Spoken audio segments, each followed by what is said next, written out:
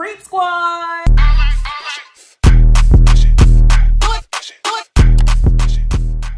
Hey y'all, it's Necey Dixon. Welcome back to my YouTube channel. If you are new here, welcome. If you are returning, y'all, thank you. Welcome back for Ready to Love season 3 or 4, whatever y'all want to call it. We gonna act like it's the 4th season.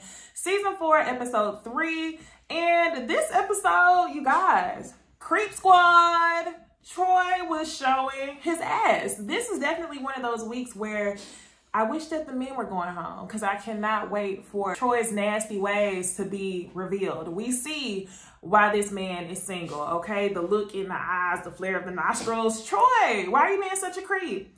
So without further ado, let's go ahead and get to the episode. Ready to Love, season 3, 4, whatever, episode 3. All right, so the episode starts out, there are 10 women and 8 men, and this week, 2 women are going home. We start off with a brunch, and I'm really excited about the brunch because we get to see the people dating. This episode was a little bit more formatted, but I started laughing because I started thinking about Troy. So my first note says thirsty Troy and Chris. Troy was coming for chrysanthemum, and in my last review, I was saying, I don't know what it is about chrysanthemum that everybody likes. I don't know what it is. But once they showed chrysanthemum's cakes in them leggings, I was like, okay, chrysanthemum's tall. She got a nice little body, and I can definitely see why some of the men are coming for her. In a good way, but I haven't really been able to see a lot of chrysanthemum's personality come out on the screen, so that's a little bit why I was kind of like taken aback, like what is it about Chris? So I would like for y'all to show us what it is about Chris, because with these men it could just very well be the booty and nothing else. So of course thirsty Troy is coming for chrysanthemum, and then we get Ida. Ida says in her confessional that she has been looking for Ron and that she was interested in Ron. And I'm like, girl, for what? Ron is one of the people who I wanted sent home instead of Christian in the last episode. So that just let me know that Ida really has no real connections. On top of seeing how Ida interacted with a lot of the men in the last episode, I kind of knew that the people who were going to go home was definitely going to be between Ida and Andrea. Didn't know who was going to go home first, but it made perfect sense the way it went down. So I'm like, why is Ida looking for Ron?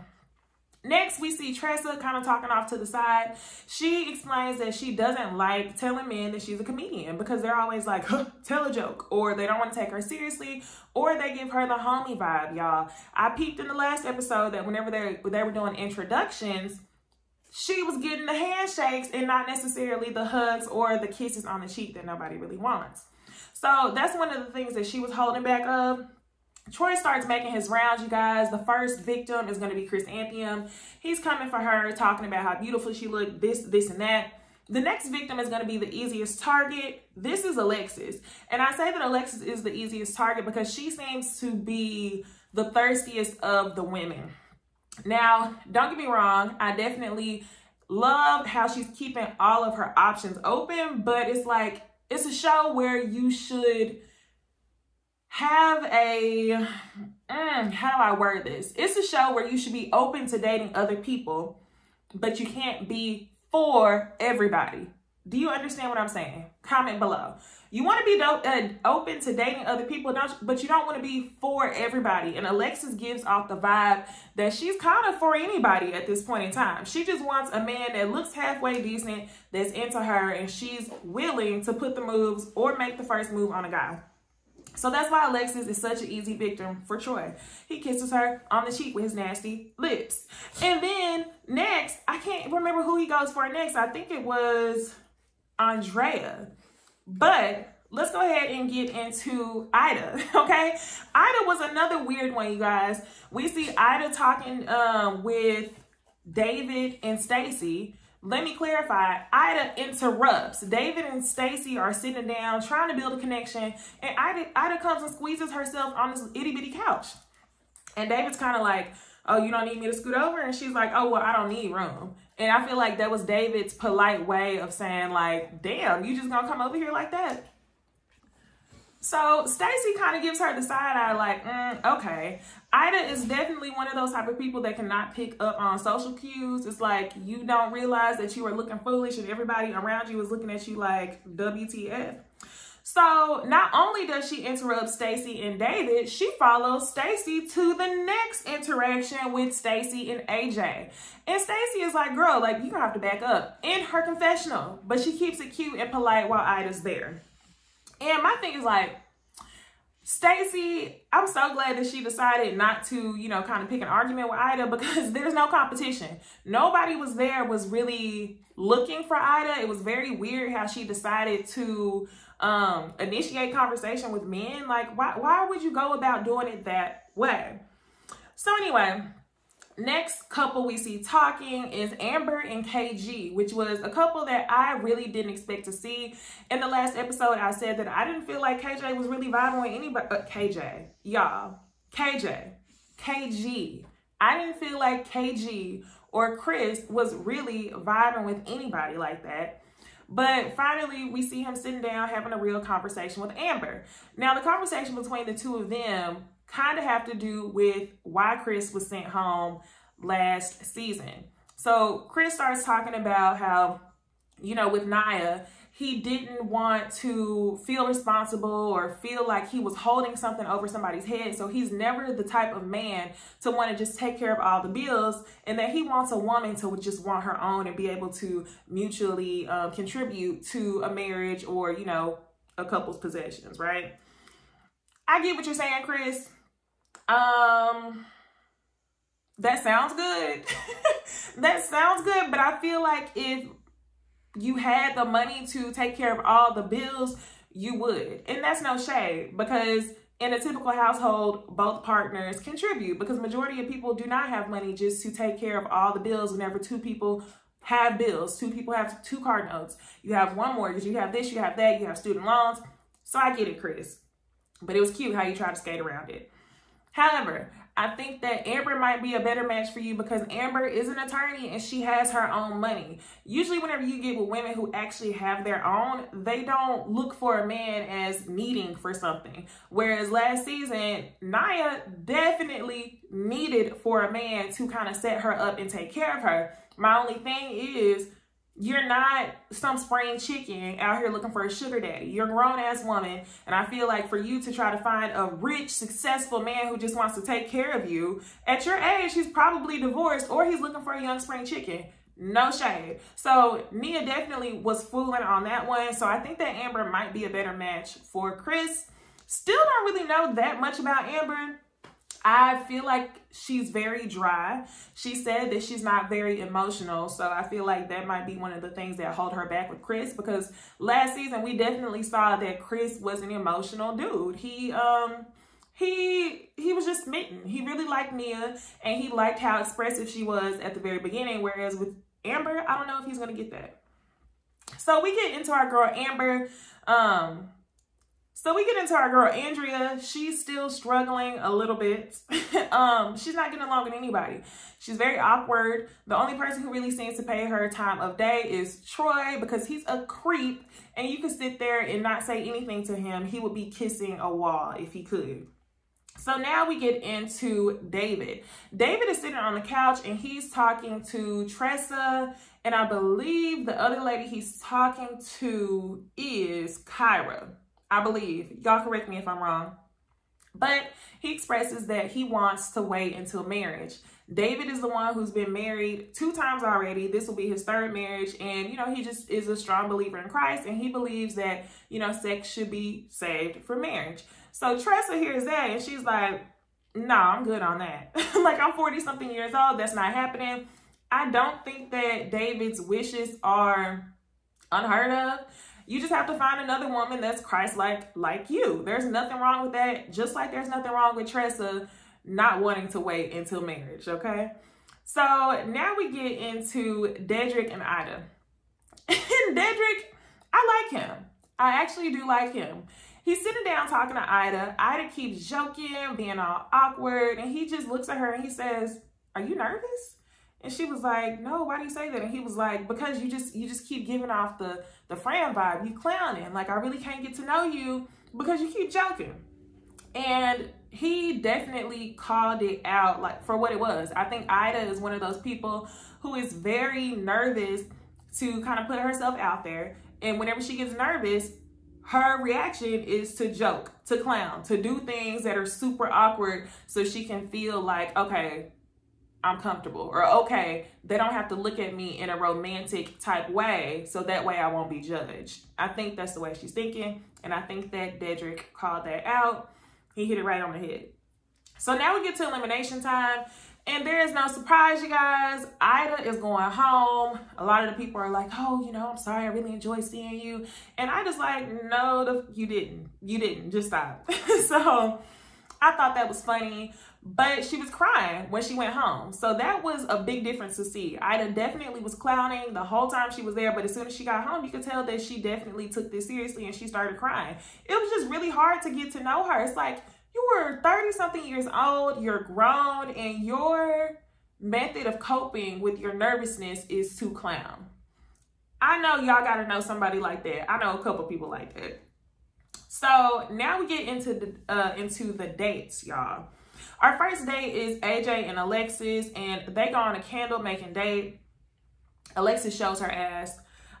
She says there's lots of sensual chemistry. All they do is kind of make sexual innuendos the whole time. Innuendos the whole time. Alexis is really the one initiating all this. And what really took me back was that AJ said in his confessional that he didn't want to lead with sex and that she was doing a little bit too much. So I guess you don't want to judge a book by its cover, but before we started this season, I knew up and down that AJ was definitely about to be an F-boy, but he didn't really come off that way in this date with Alexis. I feel like Alexis, there's something about her. There has to be a reason why Alexis only wants to lead with sex. She likes to come off as sexy. She likes to joke about being sexy. A lot of her flirtiness is physical touch. So it's like, Alexis, why do you feel like you have to do that? Why can't you just have an intellectual conversation? So that was pretty interesting to see. Kyra and Jason, these are the next two to go on a date. These are the two who I definitely would not have paired together at all. Jason looks very funny. He has a baby face. It's just something about him that's a little odd. Although I think Kyra and Jason are the same age. And, you know, they get along. Jason begins the conversation talking about sports and how he played basketball, this, and that. And then he brings up the fact that he has battled with depression in the past, although he has done some counseling to work through it. So Kyra definitely saw that red flag whenever he mentioned his depression. However, when he said that it was something that he was working on, she was all for it. Now, their date, to me, I don't see the chemistry in between the two. I think they could definitely just be friends, but I don't see it for them. I don't think they're a match. So now we get into group date number one. Group date number one is Joelle, Troy, David. The girls are Liz, Vernicia, Andrea, and Amber. And I put for my notes that Andrea thinks she likes Troy, because at this point in time, I feel like Andrea knows that she hasn't built a connection with anyone. So she's convincing herself that she actually likes this creep Troy because he's the only one that's acting like he's into her, because he's into everybody and everything. So Troy's making his rounds around the room, being very flirtatious, and really he's, majority of my notes, creep squad AF. Andrea's sitting there building whatever she's building. He's coming up on her, and you can kind of hear Andrea saying, "Why are you messing with my bra?" And I was like, ew, he's gross. Y'all need to tell him just to, like, send the man home. Y'all need to check his records. He's doing way too much. Way too much. Ugh. Okay? So Liz and Joelle, them two start making a connection. And I really like Liz, y'all. Liz is she's just like, just a stereotypical Southern woman. It's something about, like, girls from the South. I always feel like they got the deeper voices. Beyonce, Meg Thee Stallion. Liz definitely came off like that. She seemed cool. Her and Joelle got along. Joelle gonna baby her to death, like Bondi said. He's gonna baby to death. And that's what he was doing. So that's all I have from group date one. Troy is a creep. Joelle and Liz start to build a connection. Group date number two, we get Dedrick, AJ, Jason, and Chris. And then for the girls, we get Alexis, Stacy, Kyra, and Tressa. Alexis is aggressive. That's what we are getting from this date. She's making her way around the room, flirting with everybody. They start doing this cooking competition, and she's coming off as aggressive, you know, trying to be playful with Stacey from across the room. Now, how do y'all feel about the word aggressive being used? I know with a lot of these reality TV shows, we tend to shy away from calling Black women aggressive, but I feel like depending on who uses it and how the word is used, it can be taken offensively. In this situation, I think you could definitely say that Alexis is aggressive. I think you could. And don't take that in the wrong way. Don't flip it, whatever, put it down, reverse it. Don't do all that. I think she definitely was coming off as aggressive, and that's not a bad thing because she wasn't being violent. She was just being extra, doing a lot. So Dedrick and Tressa, they start talking, and Dedrick admits that he's feeling Tressa. He wants to take her on a date. And I was like, what? This is definitely a connection that I had not seen coming. I'm glad that he was open to seeing Tressa in more than just a friend type of way. Because a lot of the men there are childish, and they're not leading with actually finding love. They looking for the booty and everything else, which Tressa has. She's just a full figure woman. So I'm glad to see that Dedrick and Tressa was making a connection. And then we get into Kyra.